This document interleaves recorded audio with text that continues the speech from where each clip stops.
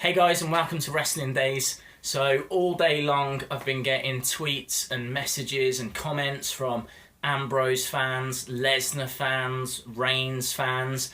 In truth, I think WWE have done a really good job of building this main event. It's got a real big fight feel to it. I'm proper excited for it.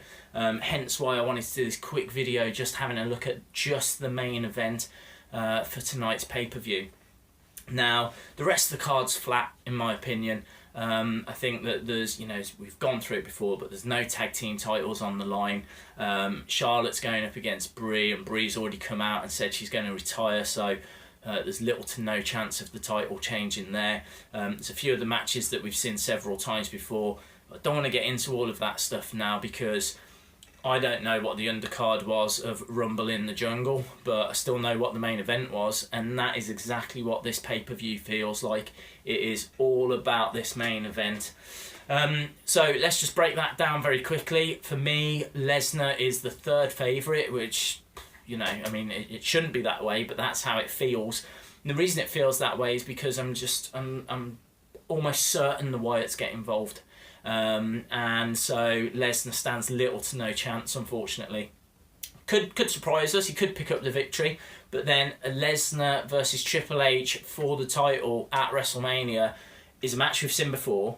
It would still be a great match, and the build would be great, and it would be a big marquee headline match, but that's a lot of eggs in one basket.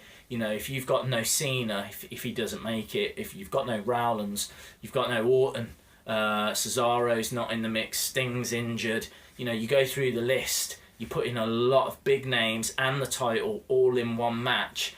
That just seems a little overkill. So I think the Wyatts do attack, and I think Lesnar's third favourite as a result. I think the second favourite then would be Ambrose. They've taken the title off him. Fastlane's in Ohio, and Ambrose was born in Ohio. He is going to have crazy support tonight.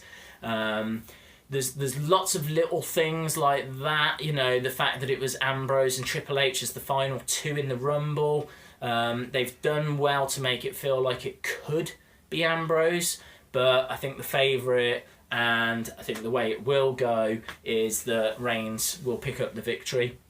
I think this because they're obviously building Reigns, and the reason they're building Reigns is because of the fact that it's Make-A-Wish, it's the merch to the kids that he can sell, he's the poster boy, he's got the face, he's got the look, he's big build, he's a big guy, he's your Vince McMahon type of wrestler, and I think he just fits into that mould.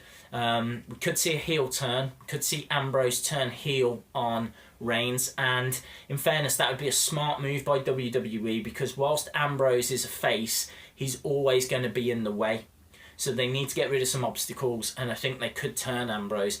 For me that would be suicide, because Ambrose is so over with the smarks, the internet fans, the kind of more mature wrestling fans as well.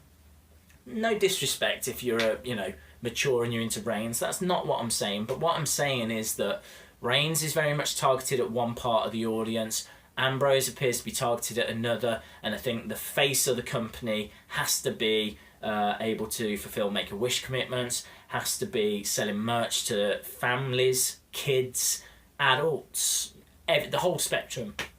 Reigns ticks that box, which is why I see Reigns winning tonight. Big swerve would be if it's Ambrose, and even bigger swerve for me would be if it's Lesnar. On paper, it should be a walk for Lesnar, but I think there's enough in it, obviously Ambrose and Reigns can team up against Lesnar. They were both in the Shield. We've got the Wyatts that could always interfere. League of Nations could get involved somehow. They've always been kind of in the authority's pocket, if you will. So there's options. There's things that can happen, and yes, it looks like it's Reigns, but there's just enough there to make this mouth-watering. And I love the fact as well that the universe is split. By no means have I had just Ambrose fans or just Lesnar fans or just Reigns fans getting in touch with me all day today. It has been a real mixture of all of them. And I think you'll see that tonight as well. I've already come out and said that I'm in Ambrose's corner. I think that this could really be the making of him. You know, he struggled for a win a few years ago. He's now started picking up victories. He's had that very short Intercontinental title run. He's shown that he can connect with the fans. He's shown that he can put on good matches like the one he had with Owens at the Rumble. So he's got everything. It's just, can he really shift the merchandise? Can he connect with the kids? Can he connect with the families?